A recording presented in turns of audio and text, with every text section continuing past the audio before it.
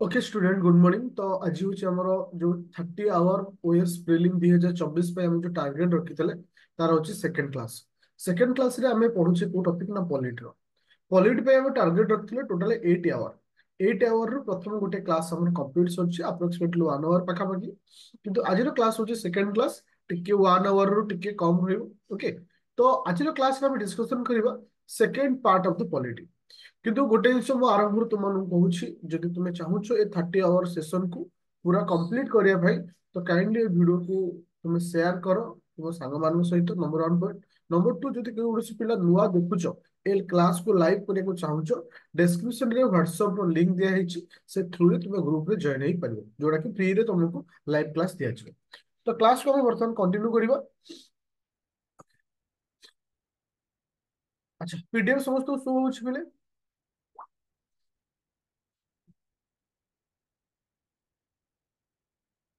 समस्त PDF show हो।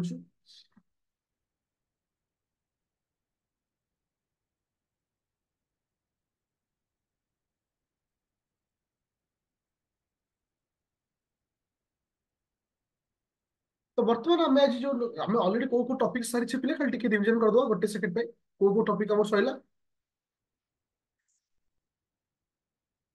Historical background माने क्राउन रूल और कंपनी रूल हमें पढ़िले। ओके, ता सहित मेकिंग ऑफ इंडिया, हाँ, मेकिंग ऑफ इंडियन कॉन्स्टिट्यूशन हमें पढ़िले। मेकिंग ऑफ इंडियन कॉन्स्टिट्यूशन पर हमें पढ़ले silent feature of Indian constitution, border of Indian constitution, ता सहित पढ़ले कोन ना हमर 12टा जो शेड्यूल अछि। ओके, चल एबे जीवा नेक्स्ट पॉइंट हमर पॉलिटी रो से होछि स्टेट एंड यूनियन टेरिटरी।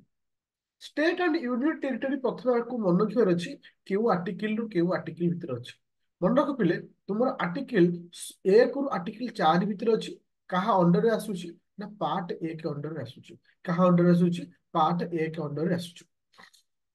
तो ये जो टॉपिक रे हमको पढ़िया को पड़िबो चारिटा को आर्टिकल हमको मन रखिया पड़िबो काहे ना एटा एग्जाम पॉइंट ऑफ व्यू रे इंपोर्टेंट काहे ना तुमको बेले बेले क्वेश्चन पचारि दे जे केउ आर्टिकल रे केवल मेंशन करा जाय अछि। देख बेले बेले देखिଛୁ ପିଲେ ଯେ ଛୋଟବେଳେ ଆମେ ଯେତେବେଳେ ଛୋଟ ହେଇଥିଲେ ସେତେବେଳେ ଆମକୁ କହନ୍ତି ଯେ ଆଜି କ୍ରିକେଟ ମ୍ୟାଚ୍ କାହାର କାହାର ଅଛି ନା ଆଜି ଇଣ୍ଡିଆ ଭର୍ସେସ ଭାରତର କ୍ରିକେଟ ମ୍ୟାଚ୍ ଅଛି। କେବେ କେହି ତମକୁ କହିବା ଶୁଣିନା ଇଣ୍ଡିଆ ଭର୍ସେସ ଭାରତର କ୍ରିକେଟ ମ୍ୟାଚ୍ ଅଛି?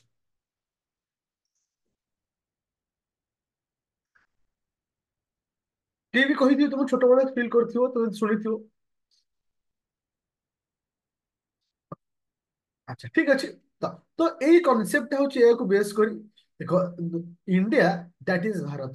তো ইন্ডিয়াକୁ ଆମେ ଭାରତ ବୋଲି କହିପାରିବା। India India that is Bharat ଏଟା କେଉଁଠୁ ମେନସନ କରାଯାଇଛି ନା ତୁମମାନଙ୍କର ଆର୍ଟିକଲ 1 ରେ ମେନସନ କରାଯାଇଛି ଇଣ୍ଡିଆ ଦ୍ୟାଟ ଇଜ ଭାରତ। ଆଉ ମନେ ରଖ ନାଓ ଟାଇମ ଆମ ଭାରତରେ କେତେ ଗୋଟି ଷ୍ଟେଟ ଅଛି। ନାଓ ଟାଇମ ଆମ ଭାରତରେ କେତେ ଗୋଟି ଷ୍ଟେଟ ଅଛି? 28ଟି ଷ୍ଟେଟ ସହିତ 8ଟି ୟୁନିୟନ ଟେରିଟୋରି ଅଛି। 28 ଷ୍ଟେଟ ସହିତ 8ଟି ୟୁନିୟନ ଟେରିଟୋରି ଅଛି। ଓକେ, ଯୋଉଟା କି ମନେ ରଖିବ ଇଣ୍ଡିଆ ଦ୍ୟାଟ ଇଜ ଭାରତ ଏଟା ହଉଛି ଆର୍ଟିକଲ 1। आर्टिकल 2 हमको कौन कुहाଯାଇଛି? The power of parliament to establish new state. देखो आमे भारत वर्ष रे गोटे नुआ स्टेट को एस्टाब्लिश करबा, गोटे नुआ स्टेट को एस्टाब्लिश करबा। तो एटा काहर पाखरे पावर अछि? एटा हमर पार्लियामेंट पाखरे पावर अछि। तो ये पार्लियामेंट कहले क्या बुझा आम 3 जन को बुझे पार्लियामेंट। पार्लियामेंट कहले क्या बुझा 3 जन। देख बर्तमान तुम जनरल इलेक्शन होची तो पार्लियामेंट चैप्टर बहुत इंपोर्टेंट अच्छी कौन भी एग्जाम रे पार्लियामेंट ऊपर क्वेश्चन पूरा धाउ धाउ आसो। तो पार्लियामेंट जो मु पढ़े आम भी काली छाड़ी पर दिन पढ़े पार्लियामेंट पढ़ाओ 9टा नुहे गोटे माइनस हो जाइए माने माइनस वन 2टा मिसी जाइए। ओके देख तो बर्तमान बहुत पार्लियामेंट कहले क्या बुझा ना लोकसभा राज्यसभा और प्रेसिडेंट एମାନଙ୍କୁ ନେଇକି କଣ ତିଆରି ହେଇଥାଏ ନା ପାର୍ଲିଆମେଣ୍ଟ ତିଆରି ହେଇଥାଏ। ତ ପାର୍ଲିଆମେଣ୍ଟ ର ଡ୍ୟୁଟି ବା ପାର୍ଲିଆମେଣ୍ଟ କଥରେ ପାୱାର ଅଛି ଏଷ୍ଟାବ୍ଲିଶ ଅଫ ନ୍ୟू ଷ୍ଟେଟ ଗୋଟେ ନୂଆ ଷ୍ଟେଟ ଫର୍ମେସନ କରିବାର ପାୱାର କାହା ପାଖରେ ହେଲା ପାର୍ଲିଆମେଣ୍ଟ। ଆର୍ଟିକଲ 3 କାହା ବିଷୟରେ କହୁଛି ନା ଆର୍ଟିକଲ 3 ଆମକୁ କହୁଛି ଯେ ଯାହାକୁ କୁହାଯାଏ ଇଣ୍ଟରନାଲ ରି ଆଡଜଷ୍ଟମେଣ୍ଟ। କଣ ଆସିଲା? ଇଣ୍ଟରନାଲ ରି ଆଡଜଷ୍ଟମେଣ୍ଟ। इंटरनल रीअडजस्टमेंट अर्थ कौन? सपोज गोटे स्टेट और स्टेट भितर कहूँ ना गोटे स्टेट और स्टेट भितर जदि किसी बॉर्डर डिस्प्यूट अच्छी गोटे स्टेट और स्टेट भितर जदि किसी एरिया को लेकिन किसी प्रोब्लेम अच्छी इंटर स्टेट डिस्प्यूट बा इंटर स्टेट रीएडजस्टमेंट टा कहा को आर्टिकल लिखाई ना आर्टिकल 3 रे लिखाई तो तुम मानकर इनक्रीज आउ increase any area of the state कौन स्टेट एरिया को तुम इंक्रीज करवा आउट आसला कौन diminish the area of the any state that means जदि आम कौन स्टेट एरिया को डिमिनिश करिया माने कौन करिया कमे देबा तो एटा कोड लिखा है ना तुम मानकर आर्टिकल 3 रे मेंशन कराई मन को पिले फेडरेशन ऑफ द स्टेट तुम पर कहबी एबे टिके से वर्ड को अवॉइड करूची काहे ना धीरे धीरे समको किछि पॉलिटिकल वर्ड जो अच्छी से विषय में आगू कहबी जति वर्तमान कहूची टू द पॉइंट रे कहूची जोटा कि एग्जाम में डायरेक्ट क्वेश्चन आस्ता है ओके एटा सब कहबी तो छाड़ देबी चल ताले अभी कौन देखिले ना आर्टिकल 1 देखिले आर्टिकल 2 देखिले आर्टिकल 3 देखिले आर्टिकल 1 हमको कौन कहला India that is Bharat article 2 हमको कौन कहला आर्टिकल 2 हमको कौन कहला ना 28 सॉरी होची power of the parliament to formation new state article 3 कहला रीएडजस्टमेंट तार तो एरिया को बढ़ेबा हो एरिया को कमेबा हो किंबा बाउंड्री डिस्प्यूट को लेकर जहां भी किछु एबे जीवा आर्टिकल 4 की एबे जीवा कोठी की ना तुम मानकर नेक्स्ट पॉइंट होचे आर्टिकल 4 हाँ आर्टिकल 4 मोर कहबार कथा होची फिले आर्टिकल 4 हमको कौन कहछि आर्टिकल 4 हमको कहा कौन कहछि मोर कहबा कथा होची जे तुम मानकर जो जम्मू एंड काश्मीर रो को आमे आजे बर्तमान जम्मू काश्मीर गोटे यूनियन टेरिटरी अछि ना स्टेट अछि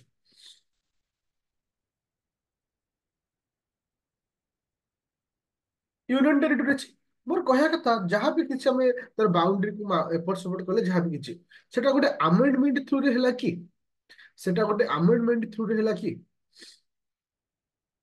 नो सेटा को ना अमेंडमेंट थ्रू सेरा हुए मन रखियो पिले से कहिला जे एनी चेंजेस 2 या 3 2 3 रे कौन सी भी यदि चेंजेस होचे से एरिया को किंबा बॉर्डर डिस्प्यूट को नहीं जहाँ भी हो that will not consider under ताको हमें कोउथरे कंसीडर करिबा नाही ना आर्टिकल 368 आर्टिकल 368 कहे कॉन्स्टिट्यूशनल अमेंडमेंट आर्टिकल 368 कौन कहे कॉन्स्टिट्यूशनल अमेंडमेंट विषय कहे तो ताको हमें अमेंडमेंट हिसाब रे कंसीडर करिबा नाही आई होप आर्टिकल 1 आर्टिकल 2 आउ आर्टिकल 3 को समस्त बुझी पारछ आर्टिकल 1 रे कौन कहला आर्टिकल 2 रे कौन कहला आर्टिकल 3 रे कौन कहला आर्टिकल 4 रे कौन कहला ये होची हम संविधान रे लिखि देला हाँ तबे बिल पास हो सेटा मु कहबी एटा तुम पार्लियामेंट रे पढेबी सेतो अमेंडमेंट केमति हुए जे हाँ सेटा कहबी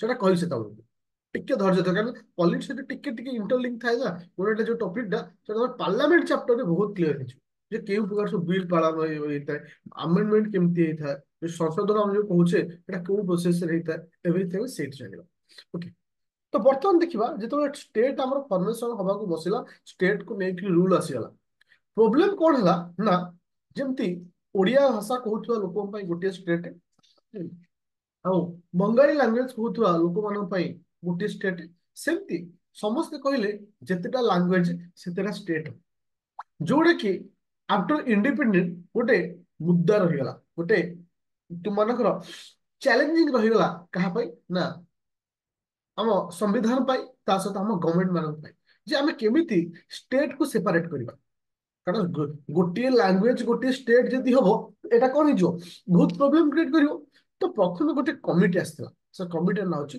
ଧର କମିଟି ତ ଏଇଟା କ୍ୱେଶ୍ଚିନ୍ ଆସେ କଣ ଜାଣିଛ ଏଇଟା କେବେ ଆସିଥିଲା ଆଉ ଏଇଟା କାହା ସହିତ ରିଲେଟେଡ ଆଉ ସେ ଷ୍ଟେଟମେଣ୍ଟ କଣ ଦେଇଥିଲେ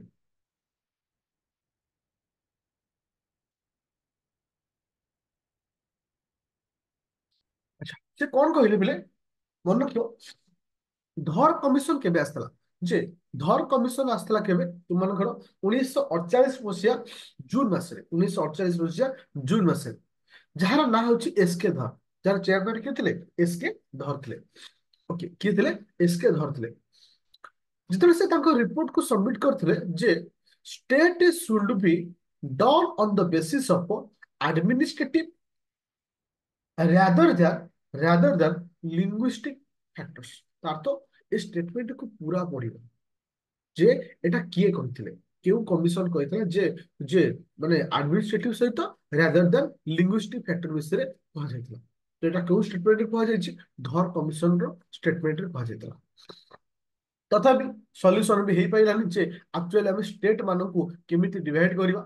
ତାପରେ ଗୋଟେ କମିଟି ଆସିଥିଲା JVP କମିଟି।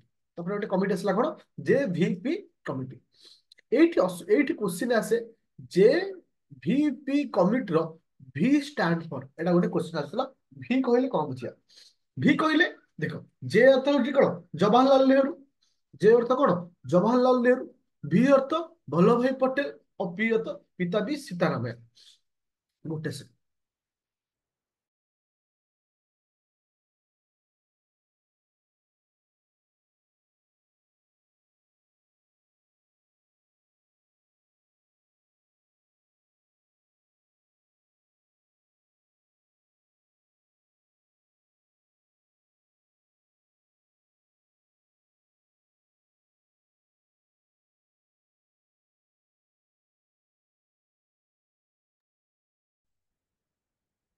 ଆଚ୍ଛା, JVP କମିଟି ଗୋଟେ ହଉଛି କିଏ ସେ, ଜବାହରଲାଲ ନେହେରୁ।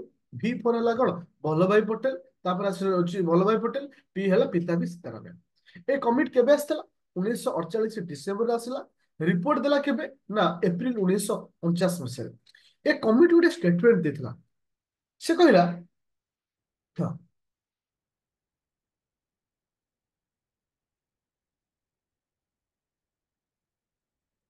ହଁ, ସେ reject the language as the basis of recognisation of the state. ଏଟା ବହୁତ ଇମ୍ପୋର୍ଟାଣ୍ଟ ପଏଣ୍ଟ ଯେ ଯେ ଆର ଷ୍ଟେଟମେଣ୍ଟ କଣ ଥିଲା, ଯେ ଆକ୍ଚୁଆଲି JVP କମିଟି ଯୋଉ ଆସିଦେଲା ଆଡମିନିଷ୍ଟ୍ରେଟିଭ ବେସିସରେ ଅର୍ଥ ବୋଲିବ କଣ କହିଲ, ସେମାନଙ୍କ ଏରିଆ ୱାଇଜ ଯେ ଏଟା ଧରକର ମାନେ ପର୍ଟିକୁଲାର ଏଇ ଏରିଆର ଲୋକମାନଙ୍କ ସହିତ ଯୋଉଟା ଅଛି ମାନେ ଏରିଆକୁ ବେସ୍ କରି ହେଇଥାଏ। ବଟ୍ ପରେ ଏଟା ବତେଇଥିଲି ଯେ ଆଡମିନିଷ୍ଟ୍ରେଟିଭ ହିସାବରେ କେମିତି ଡିଭାଇଡ କରାଯାଏ, ପଲିଟିକାଲି କେମିତି ଡିଭାଇଡ କରାଯାଏ, ସେ ସବୁ ଜିନିଷ ଆଗରୁ ଅଛି ହେଲା। ବାସ୍, ତାପରେ ଆସ ତାହେଲେ ଖାଲି ମନେ ରଖ ଯେ କେଉଁ କମିଟିର ଷ୍ଟେଟମେଣ୍ଟ ଥିଲା ଯେ ଆମେ ରିଜେକ୍ଟ କରି ମାନେ ଲାଙ୍ଗୁଏଜ ଆଜ not a base of the separation of the state. এটা କୋଉ ଷ୍ଟେଟମେଣ୍ଟ ଥିଲା ବା କାହାର ଥିଲା, ସେ ଥିଲା ହଉଛି କାହାର ନା ତୁମ ମାନଙ୍କର JVP କମିଟିର। ବାସ୍ ଏତିକି ମନେ ରଖିବ। ଏଇଠି ଭିତରେ ଗୋଟେ ଜିନିଷ ତମର ବହୁତ ଥର କ୍ୱେଶ୍ଚନ ଆସିଛି, ତୁମେ ବି ଫେସ୍ କରିଥିବ। ଫାଷ୍ଟ লিঙ্গুইস্টিক স্টেট কিଏ ସେ, ପ୍ରଥମ লিঙ্গুইস্টিক স্টেট କିଏ ସେ, ଫାଷ୍ଟ লিঙ্গুইস্টিক স্টেট କିଏ ସେ, ସେ ହଉଛି ଆନ୍ଧ୍ରପ୍ରଦେଶ। ପ୍ରଥମ লিঙ্গুইস্টিক স্টেট ହଉଛି ଆନ୍ଧ୍ରପ୍ରଦେଶ। এটা ବହୁତ ଥର କ୍ୱେଶ୍ଚନ ଆସିଛି। ତାପରେ ଫାଇନାଲି ଇଏ ବି ମାନେ ମାନେ କିଛି ଫାଇନାଲ କୌଣସି ନିର୍ଦ୍ଦିଷ୍ଟ ଷ୍ଟେଜ ଆମେ ପହଞ୍ଚି ପାଇଲେ ନାହିଁ। ତାପରେ ଆଉ ଗୋଟେ ଫାଇନାଲି ଗୋଟେ କମିଟି ଆସିଲା ଯାହାର ନାଁ ହଉଛି ଫୈଜ ଅଲି କମିଟି। ତ ଏଠି ଷ୍ଟେଟମେଣ୍ଟ ସେ କଣ ଦେଲେ,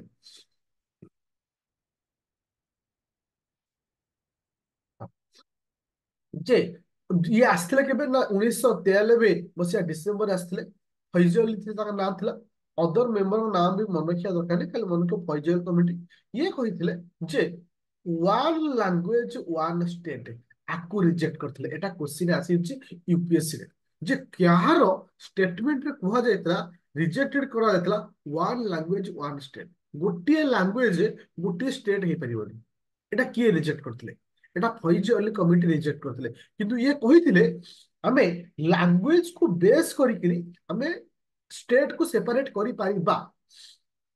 ବୁଝିପାରିଲ ତ, ଲାଙ୍ଗୁଏଜ କୁ ବେସ୍ କରି ଷ୍ଟେଟ କୁ ସେପାରେଟ କରିପାରିବା, କିନ୍ତୁ ୱାନ୍ ଲାଙ୍ଗୁଏଜ ୱାନ୍ ଷ୍ଟେଟ ଏଟା କେବେ ହେବ ନାହିଁ। ବୁଝା ପଇଲା। ତ ତା ପରଠାରୁ ତ ସେଇ ହିସାବରେ ମେଜରିଟିକୁ ନେଇକିରି ଏରିଆକୁ ନେଇକିରି ତ ତୁମମାନଙ୍କର କୋଉଟା ଆସିଲା ଆଡମିନିଷ୍ଟ୍ରେଟିଭକୁ ନେଇକିରି କି କଣ କରାଯାଇଥାଏ ନା, ହଁ କଣ କରାଯାଇଥାଏ ନା ତୁମର ଲାଙ୍ଗୁଏଜ ଇଏ ଆକୁ ତିଆରି କରାଯାଇଥାଏ, ଷ୍ଟେଟ କୁ ସେପାରେଟ କରାଯାଇ। ଓକେ, ତ ଏଠି ତମକୁ କିଛି ଜିନିଷ ଲେଖିଛି କୋଉ ଷ୍ଟେଟ କେବେ ହେଇଥିଲା, ତମକୁ ଏତେ ମନେ ରଖିବାର ବି ଦରକାର ନାହିଁ। ଯୋଉଟା କି କେରଳ ହେଲା, ଆନ୍ଧ୍ରପ୍ରଦେଶ ହେଲା 1956 ହେଇଥିଲା। ଓକେ, ତାପରେ 1960 ଆସିଲା। ଓକେ, ତ ଏଗୁଡା ସବୁ ମନେ ରଖିବ। ଓଡିଶା ତା ଆମ ପୂର୍ବରୁ ହେଇଯାଇଥିଲା। ଓଡିଶା କେବେ ହେଇଥିଲା, ଓଡିଶା ତୁମଙ୍କର କେବେ ହେଇଥିଲା ଯେ ଆଗରୁ ଅଲରେଡି ହେଇସାରିଥିଲା। ଧର ଓଡିଶା ଓଡିଆ ଲାଙ୍ଗୁଏଜ କୁ ନେଇକି ହେଇଯାଇଛି, ତ ଆଉ ସବୁ ବନ୍ଦ କରିଦିଆଯାଉ କି। ତାହେଲେ ଆନ୍ଧ୍ରପ୍ରଦେଶ ଟା କେତେବେଳେ ହେଲା, ଆଫ୍ଟର ଇଣ୍ଡିପେଣ୍ଡେଣ୍ଟ, ଇଣ୍ଡିପେଣ୍ଡେଣ୍ଟ ପରେ ତାକୁ କରାହେଇଥିଲା। ଓକେ, ସେଟା ମନେ ରଖିବ। আচ্ছা ଆଉ ଲାଷ୍ଟ ଟାଇମ ବା ଲାଷ୍ଟ ଷ୍ଟେଟ ହିସାବରେ ଆମେ କାହାକୁ କହିଲେ ସେ ହଉଛି 2019 ମସିହାରେ ଦୁଇଟି ୟୁନିୟନ ଟେରିଟୋରିକୁ ଆମ ଜାମ୍ମୁ ଆଣ୍ଡ କାଶ୍ମୀର ଆଉ ଲଦାଖ କଣ କରାଗଲା ୟୁନିୟନ ଟେରିଟୋରି କନଭର୍ଟ କରାଗଲା। ଯୋଉଟା ଖାଲି ତୁମକୁ ମନେ ରଖିବାର ଅଛି ଏଟା କୋଉ ଇୟର ରେ ହେଇଥିଲା 2019ରେ ହେଇଥିଲା। ଅଦରୱାଇଜ ଜାମ୍ମୁ ଆଣ୍ଡ କାଶ୍ମୀରକୁ ନେଇ ଏତେ କିଛି କ୍ୱେଶ୍ଚିନ୍ ମଧ୍ୟ ହବାର ନାହିଁ। ଓକେ ତାହେଲେ ଇଏ ଆମର କମ୍ପ୍ଲିଟ ହେଇଗଲା କୋଉ ଚାପ୍ଟର ନା ଷ୍ଟେଟ ଆଉ ୟୁନିୟନ ଟେରିଟୋରି କଣ ହେଲା ଷ୍ଟେଟ ଆଉ ୟୁନିୟନ ଟେରିଟୋରି। ଷ୍ଟେଟ ଆଉ ୟୁନିୟନ ଟେରିଟୋରି ଆମେ କଣ ଶିଖିଲେ ଆମେ ଏତିକି ଶିଖିଲେ ଇଏ ଆର୍ଟିକଲ 1 ରୁ 4 ଭିତରେ ଅଛି ପାର୍ଟ ନମ୍ବର 1 ରେ ଅଛି। ଆର୍ଟିକଲ 1 ରେ କଣ କୁହାଯାଉଛି ନା ଆର୍ଟିକଲ 1 ରେ କୁହାଯାଉଛି ତୁମମାନଙ୍କୁ ଯେ name of the state sorry India that is the Bharat ବିଷୟରେ କୁହାଯାଇଛି। ତାପରେ ଆର୍ଟିକଲ 2 ରେ ଆମକୁ କଣ କୁହାଗଲା ନା ପାୱାର ଅଫ ଦ ପାର୍ଲାମେଣ୍ଟ ଏଟା କ୍ୱେଶ୍ଚିନ୍ ଆସିଛି କାହାର ପାୱାର ଥାଏ establishment of new state establishment କରିବା ପାଇଁ ପାୱାର କାହା ପାଖରେ ଥାଏ ଦ୍ୟାଟ ଇଜ ଦ ପାର୍ଲାମେଣ୍ଟ ପାଖରେ। इंटरनल रीअडजस्टमेंट को आर्टिकल आर्टिकल 3 ଆଉ ଆର୍ଟିକଲ 4 ରେ କୁହାଯାଇଛି 2 3 ଯାହା ପରିବର୍ତ୍ତନ ହବ ତାକୁ କନସିଡର କରିବା ନାହିଁ ଆର୍ଟିକଲ 368 ଅଣ୍ଡରରେ। It is a very important point. ତାହେଲେ ବହୁତ ସାରା କମିଟି ହେଇଥିଲା କମିଟି ଭିତରେ ସବୁଠାରୁ ଇମ୍ପୋର୍ଟାଣ୍ଟ କମିଟି ହଉଛି ହଇଜନ କମିଟି ଯିଏକି କହିଥିଲା ୱାନ୍ ଲାଙ୍ଗୁଏଜ ୱାନ୍ ଷ୍ଟେଟ୍ କେବେ ହବ ନାହିଁ। ପ୍ରଥମ ମାନେ ଷ୍ଟେଟ ହିସାବରେ କାହାକୁ ଡିକ୍ଲେୟାର କରାଯାଇଥିଲା ଲିଙ୍ଗୁଇଷ୍ଟିକ ଷ୍ଟେଟ ହେଲା କି ସେ ଆନ୍ଧ୍ରପ୍ରଦେଶ।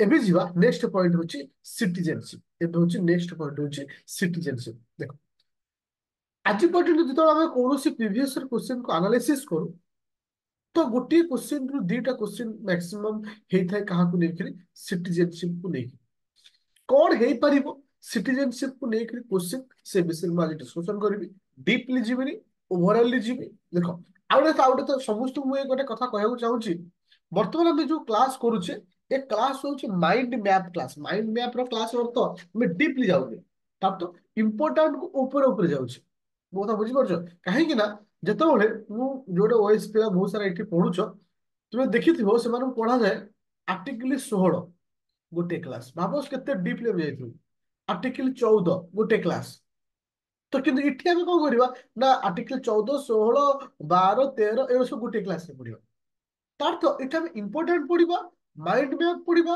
ଯୋଉଟା କି ତମ ମାଇଣ୍ଡରେ ରହିବ ଏ ଜିନିଷ ସପୋଜ ଯଦି ତମକୁ ଓଡିଶାର ଟୁରିଜିମ କଥା ପଚରାଯାଏ ତମ ଆଖି ବୁଝିବ ତମ ମାଇଣ୍ଡକୁ ସବୁ କିଏ କିଏ ପଳେଇ ଆସିବ ଧରକର ପୁରୀ ଜଗନ୍ନାଥ ମନ୍ଦିର ଆସିଲା ବା ପୁରୀ କଥା କହିପାରିବ ପାରାଦୀପ କଥା କହିବ ତ ମୁଁ ଯୋଉଟା ଆଖି ଆଗରେ ଅଛି ବହୁତ ଛୋଟ ଛୋଟ ଜିନିଷ ତୁମେ ସ୍କିପ୍ କରିଦେଇ ପଡ ଧର ଦାରିଙ୍ଗବାଡି ରହିଲା ପଶ୍ଚିମ ଓଡିଶା ସାଇଡ କିଛି କଥା କହିଦବ ସପୋଜ ତମର ପୂର୍ବ ଓଡିଶା ସାଇଡ କିଛି ଏମିତି ସବୁ କିଛି ଗୋଟେ ଦିଟା କହିଦବ ସେଇଭଳି ଠିକ ଠିକ ଆମେ ଏଇ ଯୋଉ ଟପିକ ପଢୁଛେ ଡିଟୋ ସେଇଭଳି ଇମ୍ପୋର୍ଟାଣ୍ଟ ଜିନିଷ ଉପରେ ଉପରେ ଆମେ ପଢୁଛେ।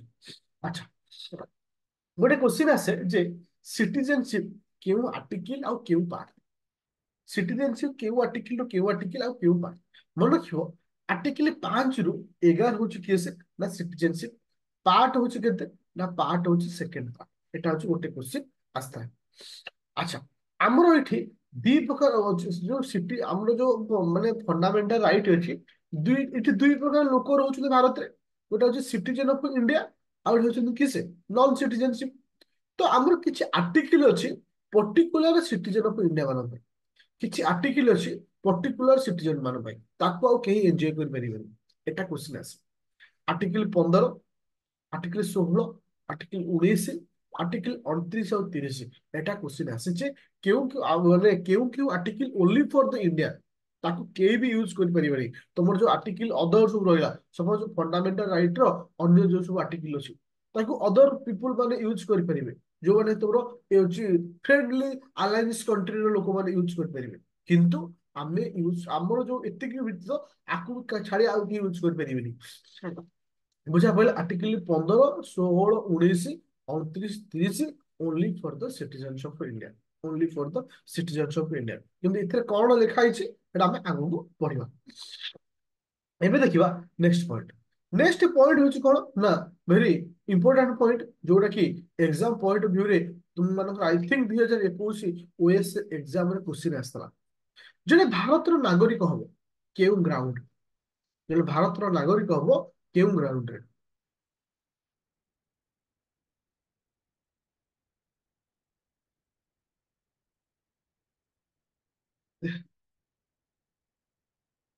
ଦେଖିବା ବୁଝିପାରୁଛି ତମ ପ୍ରୋବ୍ଲେମ ଟା। ଦେଖିବା ମୁଁ ଟ୍ରାଏ କରୁଛି ଟିକେ ଡିପଲି ଯିବା ପାଇଁ। ଓକେ ଠିକ ଅଛି ଅଜିତ କୁମାର। ଓକେ ଡୋଣ୍ଟ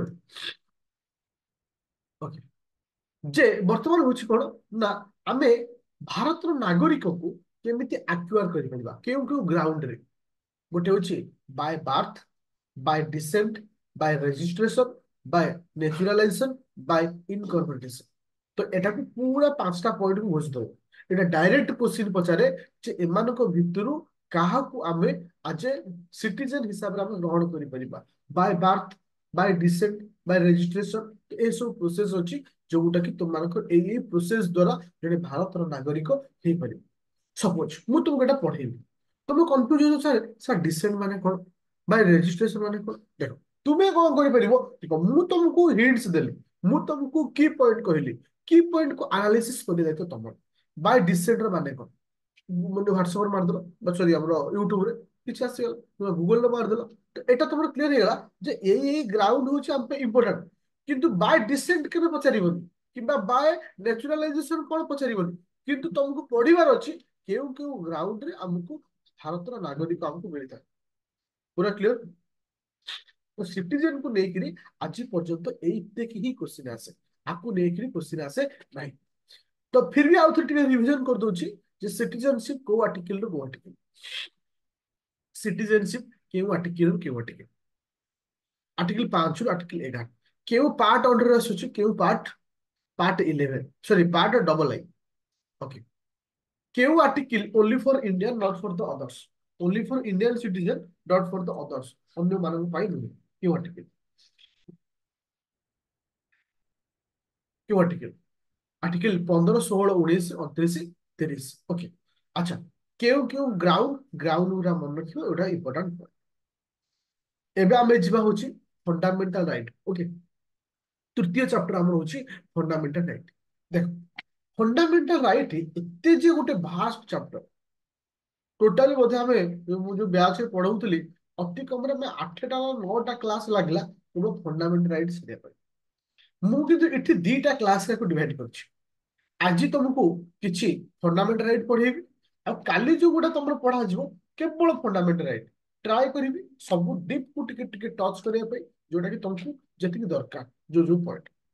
देखो आमे जितने फंडामेंटल राइट ऊपर डिस्कशन करबा, हमर फंडामेंटल राइट टा प्रथम इंपोर्टेंट पॉइंट होची केउ पार्ट रेट अछि। हम लिखिनी साइड रे लिखि दोछु एटा पार्ट ट्रिपल आई रे अछि, पार्ट ट्रिपल आई रे अछि नंबर 1। नंबर 2 पॉइंट होची केउ आर्टिकल रो केउ आर्टिकल पर्यंत अछि तुमनकर फंडामेंटल राइट। आर्टिकल 12 रु आर्टिकल 12 रु आर्टिकल केते 35 पर्यंत एटा क्वेश्चन आसे जे कोन अछि तुमनकर फंडामेंटल राइट। फंडामेंटल राइट रो अर्थ जे जोटा का आम पाई नीडेड, हमको कंपलसरी काहे कि ना दुईट जिंस तुमको इठी पाइबो जेतरे। मैं एठी तुमको क्लियर करू भल से फंडामेंटल राइट कोन तुम एठी बुझी परिबो। गोटे अच्छी फंडामेंटल राइट, आउट अच्छी डीपीएसपी। डीपीएसपी फुल फॉर्म होला direct principle of state policy. ए दी जन भितर तफात देखो जेतबळे 1947 मसिया अगस्त मास 15 तारिख दिन जेतबळे आम देश स्वाधीन, स्वाधीन हो सारा पर तो आम लोक मान किसी जिन निडेड थिला, न्याय दरकार, किसी जिन थिला जोटा कि एबे न होइकि पर हेले भी चलिବ। तो प्रथमे आम संविधान रे फंडामेंटल राइट रे से जिनस रखागला जे गुटाक आम पाई निहायत दरकार। सपोज मु कहली आर्टिकल 14, आर्टिकल 14 हमको कहे equality before law, equal protection of law, आप निहायत दरकार। आर्टिकल 21 हमको राइट टू लाइफ, हमको बंचीबार अधिकार। सपोज मु तुमको कहली right to marriage, right to marriage टा को आर्टिकल अंडर आसुची, आर्टिकल 21 अंडर आसुची। एटा हमर अधिकार, मु काहा को मैरेज करबी कोन करबी एटा माय प्रो माने मो चॉइस सेटा। मते फोर्सफुल काहा से तो अन्य से मैरेज कर परिबन। तो एरो सब नेसेसरी थिला। सेते बोल हम पे नेसेसरी कोन थिला ना तुम मानकर चाइल्ड लेबर हो, ह्यूमन ट्रैफिकिंग हो, तुम मानकर किस आसिला ना तुम मानकर रहला किस ना डुअल पनिशमेंट हो। राइट टू स्पीच हो आम कहबार जो अधिकार अच्छी जो आर्टिकल 19 हमको प्रोवाइड करुच्ची राइट टू स्पीच। आज तुमको मुक्त वर्ड रे कहि पारुछ किंतु नॉन पार्लियामेंटरी लैंग्वेज यूज करबो नहीं पार्लियामेंटरी लैंग्वेज यूज करबो ए सब जिंस हम पे निहात दरकार थला। तो सेति पई ताको हम रखिले फंडामेंटल राइट। डीपीएसपी रे हम से जिंस रखिले जे गोटाको से समय दरकार नहीं बट इन फ्यूचर रे दरकार ही पारे। जेमती आर्टिकल 45 रे हमर डीपीएसपी रे अछि कोन right to education right to education. किंतु भाव आमे जेतेबेले 1947 मसीह राइट टू एजुकेशन को फंडामेंटल राइट अंडर रे रखी थांते प्रत्येक पिला कही था आमे पाठ पढ़िबू पाठ पढ़िबू पाठ पढ़िबू। अरे पढ़िया पई तुम स्कूल कई पढ़िया को तुम भाई टीचर कहती कारण सेतिक फैसिलिटी आप पाखे नथिला। तो परवर्ती अवस्था रे जेतेबेले हम एजुकेशन डेवलपमेंट हैला इंफ्रास्ट्रक्चर आमर स्कूल सब तैयारी करागला रिक्रुटमेंट हिसाब रे टीचर मान को अपॉइंटमेंट करागला तो गवर्नमेंट बुझिला नहीं वर्तमान right to education is a fundamental right. सेथिपाई ताकू सिठू चेंज करिकरी आर्टिकल 21 ए रे आमे रखिले जे right to education is our fundamental right जोटा कि आर्टिकल 21 ए रे अछि। ताले बुझी पारे समस्ते फंडामेंटल राइट आ डीपीएसपी भितर तफात कौन तुम बहुत पिला आगुरी पढ़ी थो डीपीएसपी रे गोटे जिंस लिखा है इक्वाल पे फॉर इक्वाल वर्क समान काम पाई समान पैसा लिखा है ना नहीं इक्वाल पे फॉर इक्वाल वर्क ए शब्दटी लिखा है क्यों डीपीएसपी रे तुम जब आज डिमांड कर अरे गोटे स्कूल रे गोटे टीचर लक्षे टका दरमा पाउथला बेले से स्कूल रे आ गोटे टीचर 21,000 टका दरमा पाउछ सी भी पढ़ौछ मु भी पढ़ौछि हमर पैसा कहीं डिफरेंट होछि। वर्तमान से समय आसेनी जोटा कि तुम फंडामेंटल राइट ऑर्डर को जीव वर्तमान से डीपीएससी ऑर्डर अछि जोटा कि गवर्नमेंट चाहिए समान करि पारे एटा गवर्नमेंट ऊपर डिपेंड करे। तो फंडामेंटल राइट होछि जस्टिसेबल फंडामेंटल राइट होछि जस्टिसेबल दैट मींस केबे भी तुम फंडामेंटल राइट हाम्पर होछि से ग्राउंड रे तुमे सुप्रीम कोर्ट किबा हाई कोर्ट को जाय परिबो किंतु डीपीएससी इज नॉन जस्टिसेबल तुमे चाहिले भी ता अगेंस्ट रे केस फाइल कर परिबो नाही। आई होप तमे समस्त बुझी पारजो फंडामेंटल राइट और डीपीएसपी भितर तफात को एवरीवन क्लियर।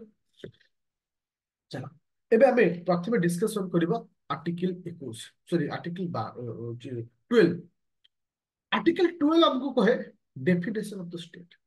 आर्टिकल 12 हमको कहा विषय कहे डेफिनेशन ऑफ स्टेट। बहुत सारा पिला को माइंड रे वर्तमान भी क्वेश्चन थो जे सर डेफिनेशन ऑफ स्टेट अर्थ कोन के कहबेरो what is the meaning of the बा what is the definition of the state definition of state कहले कोन बुझिबा।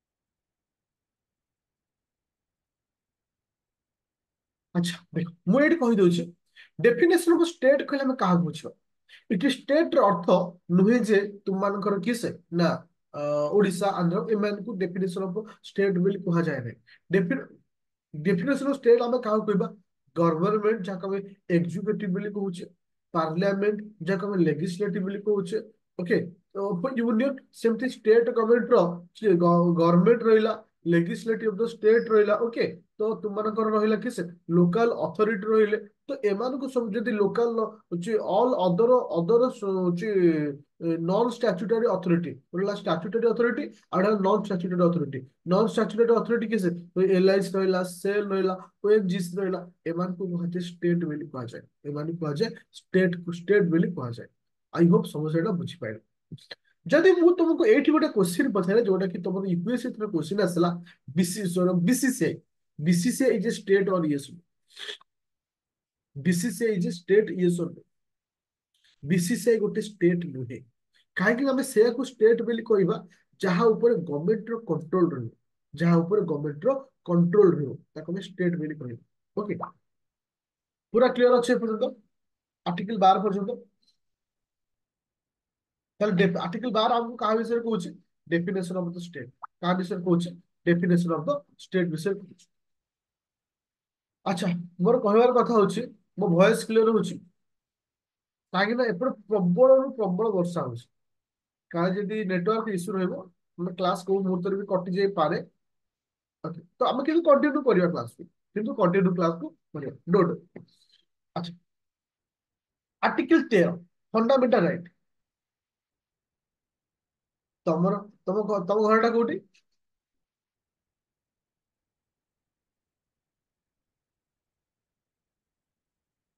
ନୟାଗଡ଼। ଜଗତସିଂହପୁର। ଚାଲ ଚାଲ ପଳେଇ ଆସ, ଆଉ ଦେରି ନାହିଁ। ହଁ, ତ ତୁମମାନଙ୍କର ଆର୍ଟିକଲ 13 କଣ କହୁଛି ମିଳେ? ଆର୍ଟିକଲ 13 କହୁଛି, 13ରେ ଆମେ 13A, 13(1), 13(2), 13(3) ଆମେ ମାନେ ସେ ଡିଭାଇଡ କରାଯାଇଛି। ମୁଁ ଏଇଟା ମନେ ରଖିବାର ଅଛି। ଆର୍ଟିକଲ 13(1) କଣ କହେ? କିଏ କହିପାରିବ? ଆର୍ଟିକଲ 13(1) କଣ କହେ? Doctrine of eclipse, doctrine of eclipse, doctrine of eclipse. Overall ମୁଁ ତମକୁ ଏଇଟା ବୁଝିବାକୁ ଟ୍ରାଏ କରୁଛି, ବୁଝ। ଆର୍ଟିକଲ 13 ର ଅର୍ଥ କଣ? ଆର୍ଟିକଲ 13 ର ଅର୍ଥ, ଯେତେବେଳେ କୌଣସି ଲ ଆମ ଫଣ୍ଡାମେଣ୍ଟାଲ ରାଇଟ କୁ ହାମ୍ପର କରିବ, ଯଦି କୌଣସି ଲ ଆମ ଫଣ୍ଡାମେଣ୍ଟାଲ ରାଇଟ କୁ ହାମ୍ପର କରିବ, ସେ କଣ୍ଡିସନରେ ସେ ଲ କୁ ଆମେ ଡିସମିସ କରିବା। ସେ ସମୟରେ ସେ ଲ କୁ ଡିସମିସ କରିବା। ଡିସମିସ କରିବା ଇନ ଦ ସେନ୍ସ ସେ ଲ କୁ କ୍ୟାନସଲ କରାଯିବ। ଆର୍ଟିକଲ 31 13(1) ରେ କୁହାଯାଇଛି, doctrine of eclipse for the British India. ତାର ଅର୍ଥ ହଉଛି, ଯଦି କୌଣସି ଲ ବ୍ରିଟିଶ ଇଣ୍ଡିଆ ତିଆରି କରିଛନ୍ତି ଆଉ ସେ ଲଟା ଆମ ଫଣ୍ଡାମେଣ୍ଟାଲ ରାଇଟ କୁ ହାମ୍ପର କରୁଛି, ତାହେଲେ ସେ ଲ କୁ ଆମେ ଡିସମିସ କରିବା। ତାହେଲେ ଇନଡାଇରେକ୍ଟଲି ମନେ ରଖ, article 31 is mention about the British India. ତା ଅର୍ଥ ଡକ୍ଟ୍ରିନ୍ ଅଫ ଏକ୍ଲିପ୍ସ। ମୋ କଥା ବୁଝିପାରିଲ ସମସ୍ତେ? ଆର୍ଟିକଲ 13(1) କାହା ବିଷୟରେ କହୁଛି? ବ୍ରିଟିଶ ଇଣ୍ଡିଆ ବିଷୟରେ କହୁଛି, ଯିଏକି ଡକ୍ଟ୍ରିନ୍ ଅଫ ଏକ୍ଲିପ୍ସ ବିଷୟରେ କହେ। ଯିଏକି ଡକ୍ଟ୍ରିନ୍ ଅଫ ଏକ୍ଲିପ୍ସ ବିଷୟରେ କହେ। ଏକ୍ଲିପ୍ସ ର ଅର୍ଥ କଣ? ଯୋଉଟା କି ତୁମମାନଙ୍କର ବ୍ରିଟିଶ ଇଣ୍ଡିଆ ତିଆରି କରିଛନ୍ତି, ତାକୁ ଗୋଟେ ପୁରୁଣା ଲ ଅଛି କିନ୍ତୁ ଆମ ଫଣ୍ଡାମେଣ୍ଟାଲ ରାଇଟ କୁ ହାମ୍ପର କରୁଛୁ। ପୁରା କ୍ଲିୟର? ଏଭ୍ରିୱାନ କ୍ଲିୟର? ଓକେ। ଆର୍ଟିକଲ 13(2) କଣ କହେ? ଆର୍ଟିକଲ 13 କହେ, ଦ ଲ ମେଡ୍ ବାଇ ଦ ପାର୍ଲିଆମେଣ୍ଟ। ଯଦି ଆମ ପାର୍ଲିଆମେଣ୍ଟ ତିଆରି କରୁଛି, ସପୋଜ ତୁମର ଏବେ କିଏ କୋଉ ଲ ଟା ନା ଫାର୍ମର ଲ ଆସିଥିଲା, ଯୋଉଟା କି ତୁମର ଫାର୍ମର ଲ। କିଛି ଯଦି କୌଣସି ଲ ଆମ ପାର୍ଲିଆମେଣ୍ଟ ତିଆରି କରିଛି, ଯୋଉଟା କି ଆମ ଅଛି ଆମକୁ ଫଣ୍ଡାମେଣ୍ଟାଲ ରାଇଟ କୁ ହାମ୍ପର କରୁଛି, ସେ ସମୟରେ ସେ ଲ କୁ ଆମେ ଡିସମିସ କରିବା, ଯାହାକୁ କୁହାଯାଏ ଆଭଏଡ ଆବ ଇନିସିଓ ବୋଲି କୁହାଯାଏ। ତାହେଲେ ଆର୍ଟିକଲ 13(1) ଟା କାହା ପାଇଁ? 13(1) ଟା ବ୍ରିଟିଶ ଇଣ୍ଡିଆ ପାଇଁ। ଆର୍ଟିକଲ 13(2) ଟା କାହା ପାଇଁ? ନା ସରି, ପାର୍ଲିଆମେଣ୍ଟ ପାଇଁ। ବୁଝା ପାଇଲ? ଏଭ୍ରିୱାନ କ୍ଲିୟର?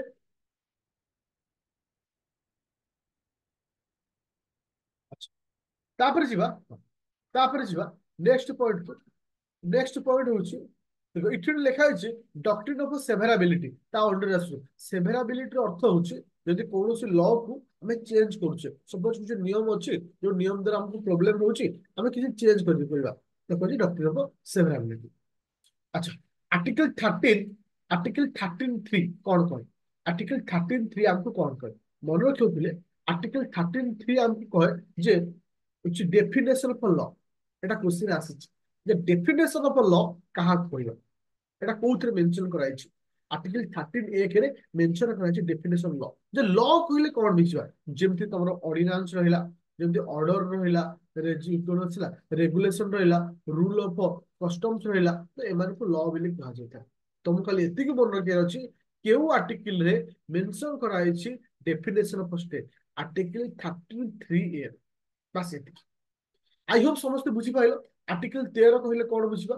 ଇନଡାଇରେକ୍ଟଲି ମାଇଣ୍ଡରେ ରଖ, ଆର୍ଟିକଲ 13 ଅର୍ଥ, କୌଣସି ଲ ଆମ ଫଣ୍ଡାମେଣ୍ଟାଲ ରାଇଟ କୁ ହାମ୍ପର କରିବ, ସେ ଲ କୁ ଆମେ ଡିଲିଟ କରିବା। ଆର୍ଟିକଲ 13(1) ରେ କାହା ବିଷୟରେ କୁହାଗଲା? ନା ସରି, ବ୍ରିଟିଶ ଇଣ୍ଡିଆ ବିଷୟରେ, ଯାହାକୁ ଆମେ କଣ କହିଲେ? Doctrine of. ଆର୍ଟିକଲ 13(1) କଣ ରହିଲା? ଏକ୍ଲିପ୍ସ। Thank you. ଆର୍ଟିକଲ 13(2) କଣ ରହିଲା? आर्टिकल 13(2) कौन रहिला? भयराट इनिशियो, थैंक यू। आर्टिकल 13(3) कौन रहिला जोटा कि पार्लियामेंट इश्यू कहला? आर्टिकल 13(3) कौन कहला? डेफिनेशन ऑफ लॉ, लॉ विषय से डेफिनेशन दे। तो ये थिला होच तुम मानकर कोन ना फंडामेंटल राइट रो प्रथम दुईटी आर्टिकल, आर्टिकल 12 आउ 13। एबे देखिबा नेक्स्ट पॉइंट जे हमर फंडामेंटल राइट केइटा अछि। How many number of fundamental right, how many number of fundamental right. मन रख पिले हमर आगरु 7 गोटी फंडामेंटल राइट थिला, वर्तमान 6टी फंडामेंटल राइट। 7 गोटी जो फंडामेंटल राइट थिला, जो फंडामेंटल राइट को हमें डिलीट कले तार ना होची राइट टू प्रॉपर्टी। हमर जो 7 गोटी फंडामेंटल राइट थिला, जो फंडामेंटल राइट को हमें डिलीट कले तार ना होची राइट टू प्रॉपर्टी, जे कि तुमरो 44 अमेंडमेंट रे 1978 रे ताको हमें डिलीट करछ। ताको वर्तमान में रखिछे कोठी ना हमें 300 ए पार्ट एक्स डबल आई रे ताको रखा है। ओके, जोटा कि तुमर थिला कोन फंडामेंटल जो राइट थिला ताको डिलीट करी एबे रखिले कोठी ना तुमरकर हाँ 300 ए रे रखिले। पूरा क्लियर होला? ताले वर्तमान हमर केटा अछि 6 गोटी फंडामेंटल राइट अछि। वर्तमान हमर केटा फंडामेंटल राइट अछि 6 गोटी फंडामेंटल राइट अछि। प्रथम फंडामेंटल राइट रो ना होछि right to equality. Right to equality को आर्टिकल 14 रो 18। सेकंड होछि राइट टू फ्रीडम 19 रो 22। Right to against right against exploitation article 23 24। Right to freedom of religion 25 ରୁ 28। Cultural and educational right article 29 30। तापर आसला राइट टू रिमेडीज आर्टिकल 32। ए प्रत्येक right को आसंता काली हम डिस्कशन करिबा पूरा बिट बाय बिट, जो गुटा कि तुमरो एग्जाम पीरियड रे जो जो पॉइंट मिला दरकार था। ता अर्थ आज क्लास को समस्त बुझी पारछो, आज क्लास को समस्त बुझी पारछो। मोर कहबार कथा जे आमे सब पॉइंट को कवर अप करिबा आ इंपोर्टेंट पॉइंट को कवर अप करि करि जिबा, जोटा कि इन फ्यूचर हमको असुविधा होबो नाही। बस तुमको आउ थरे भी कहूची ए क्लास को माने सक्सेस बनवा ପାଇଁ हेले पूरा 30 आवर सब जिंस कंप्लीट करया ପାଇଁ हेले ए क्लास को शेयर कर। और जो मैंने ये वीडियो भी देखुछ तुम यदि जॉइन करना ग्रुप रे मैं ताको लिंक दे दोछु व्हाट्सएप ग्रुप, तुम से ग्रुप रे जॉइन करो। हां मैं आज ठाडू पीडीएफ देबा स्टार्ट कर दोछु, 2टा को पीडीएफ आज ग्रुप रे दे दे। ओके, तो थैंक यू।